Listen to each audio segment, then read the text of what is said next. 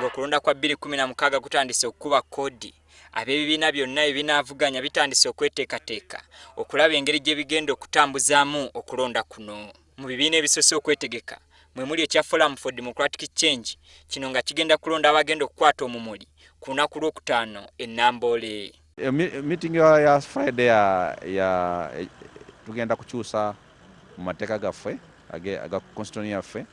Bannakibiina bangi olukungaana luno balwesunze nga basuubira n'okukyusizaamu agamu ku mateeka naye ng'abamu ku bammemba tebakkiriziganya. Ekinene nnyo tuli kukyusa tubeere ne branch ku byalo okuva ku polling station twali ku polling station n'ekirala tugenda kuteekawo council ya elders. Buli kintu kiri okay, tubadde ne national organizing committee bagiteekawo, sente twazifunye si nyingi nnyo. The party has suffered a loss of momentum which is visible to everybody, member or non-member.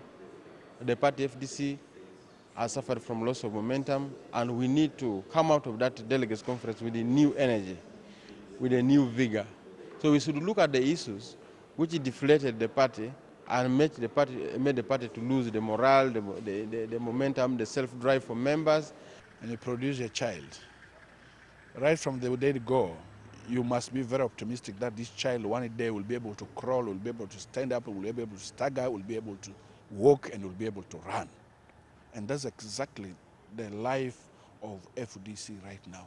By the time when we formed FDC, every other person was very, very negative in terms of will they really see their next birthday. But we have withered for the last nearly 10 years. Abamu ku bammemba balumiriza nti Ssenkaggale waabwe akoze kinene nnyo okudibaga ekibiina. Muntu said in the meeting that was starting the exercise in 2 months. The structure, grassroots structure would have been done. So we hanged on. 1 year and 7 months down the road, nothing has been done.